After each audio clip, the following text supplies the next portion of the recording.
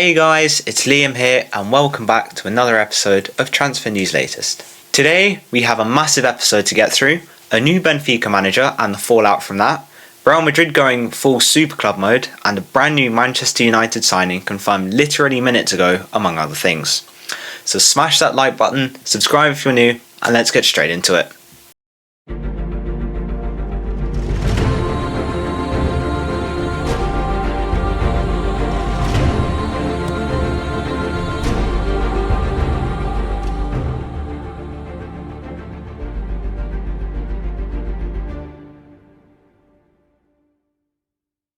Let's start with a confirmed managerial bombshell from Fabrizio Romano.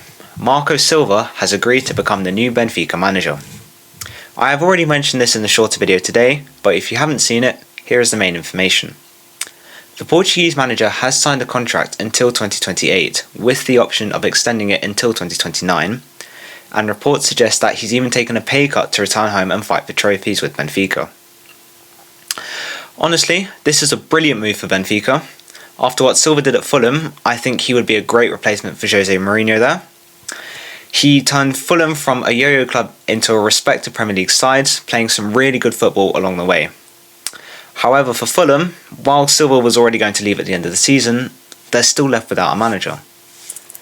Though, if they want another Portuguese manager, I hear there is one big name that is still currently unemployed right now. However, according to Ben Jacobs, Fulham are already targeting Ipswich Town manager Kieran McKenna to replace Marco Silva. This is a very bold choice in my opinion. While McKenna is one of the hottest young coaches in England, if Fulham pulled this off, it is a statement.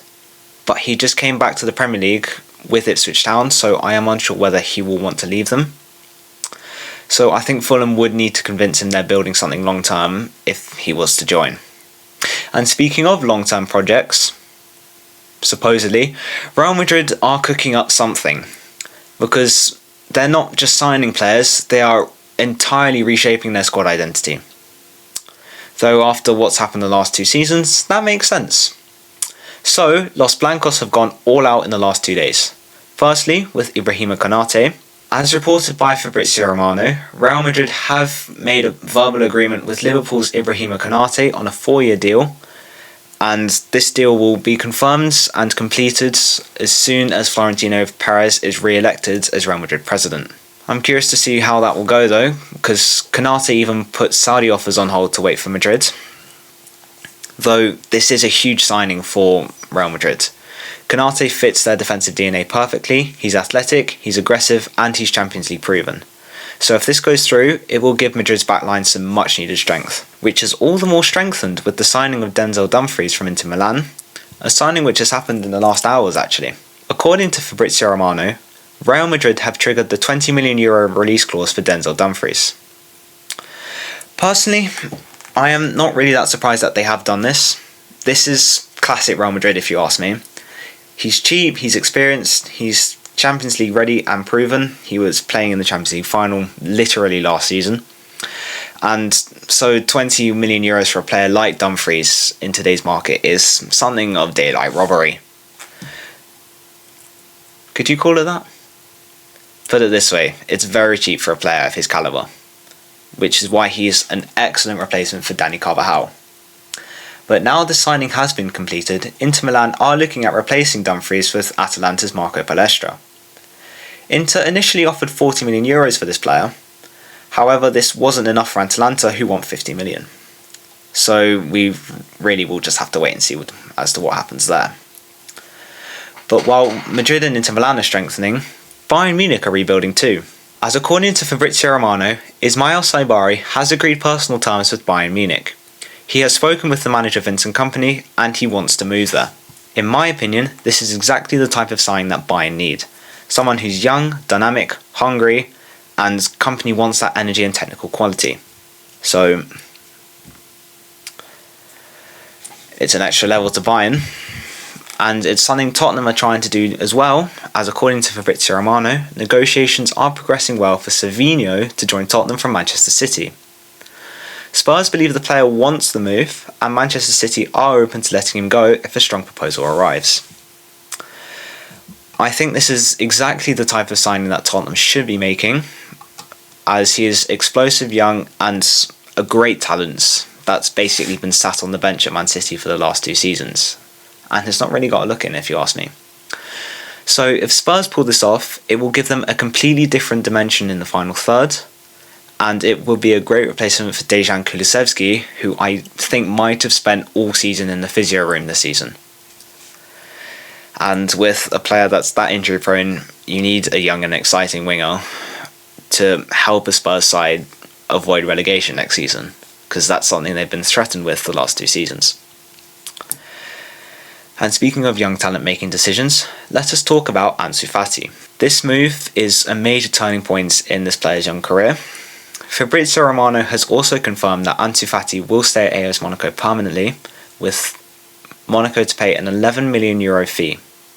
Fati is ready to continue under a new head coach, Felipe Luis. I think this is a great move for him. Don't forget, he was regarded as the next Messi quite a few years ago. Basically the Yamal before Yamal. But unfortunately he folded under that pressure, and I think he suffered injuries which also didn't help him progress to that level. But now he's at Monaco, he's trusted, he's playing, and he's rebuilding his confidence, which is needed for a player that was supposed to go on to do big things in his career. So that's huge for him, and I hope it works out. And speaking of players that are making big decisions, the next decision is huge, as Rafael Leão has officially decided to leave AC Milan this summer.